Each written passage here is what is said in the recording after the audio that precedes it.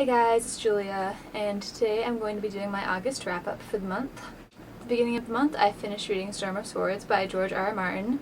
I spent all of July chugging through this, so it was definitely a good feeling to be done with that. This was the only book I gave 5 stars to this month.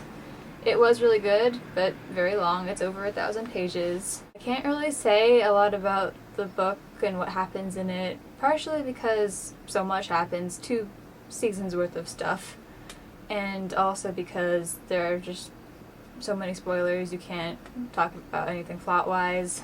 But if you are a fan of the show, I would definitely recommend picking up the books, because there's so much detail that you miss in the show, and that you just really need to read the books to get a full picture of the characters and explanations.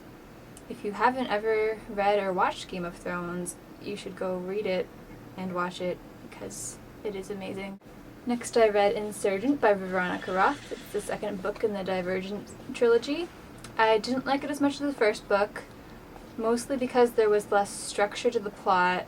Again, I really can't go into what happens in it because of spoilers, but there's just not... In the first book, there's a lot of structure with the society and the things that the characters have to go through. And in the second book, it's kind of a free-for-all, and they're making it up as they go along, and there's lots of chaos. I gave it a 4 out of 5 stars because of that, and also because I had some issues with the dialogue between For and Triss. Their fights they kept getting into were kind of weird for me. Both kept treating each other like children, which is not good in a relationship for obvious reasons. They just kind of tried to control each other. And that kind of made sense because of For and his messed upness in his past, but I didn't like it. The third book I read this month was Orange is the New Black by Piper Kerman. This is an autobiographical memoir about her time in prison. Many of you are probably familiar with the show, Orange is the New Black, which is very loosely based on the book.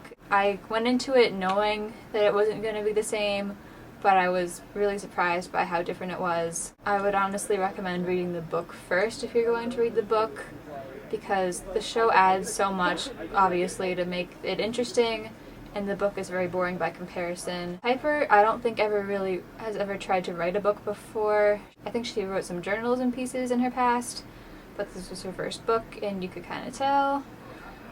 It wasn't structured in the best way, and her writing style wasn't something I really liked particularly.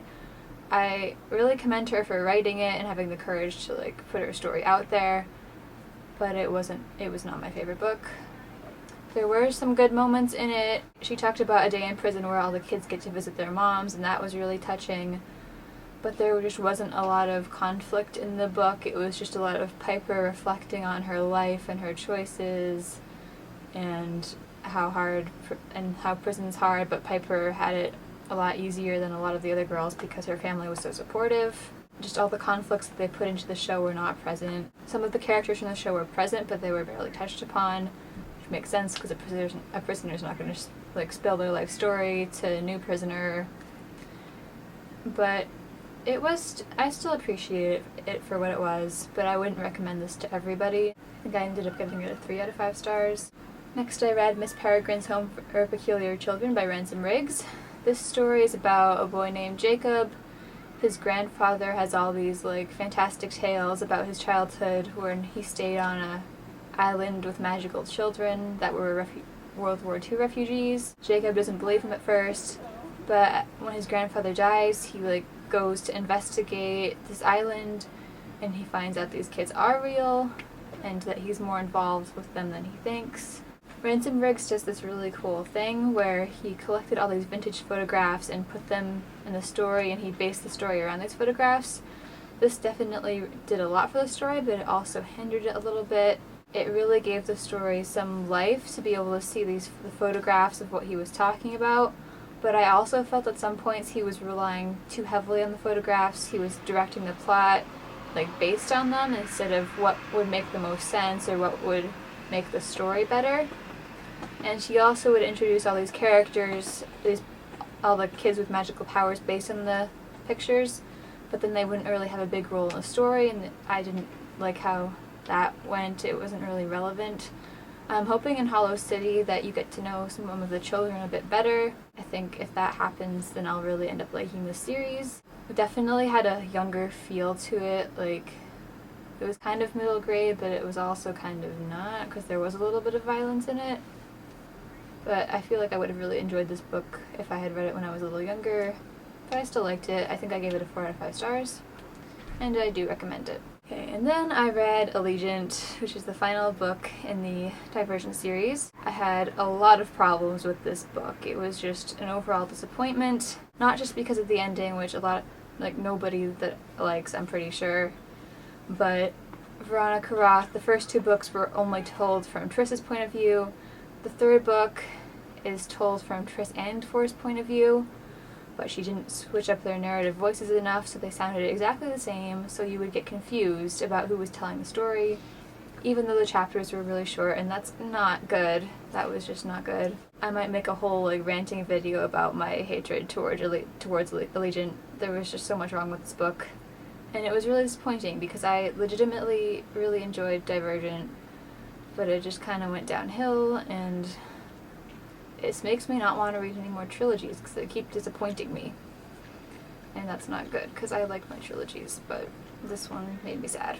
And finally, I read The Night Circus by Erin Morgenstern.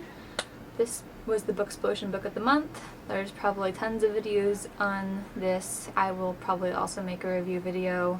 There's these 2 magicians that are rivals, and they both pick a competitor and raise them from childhood to compete against each other in this magical competition of endurance. They basically both have to create this circus together, and they can't interfere with each other's work.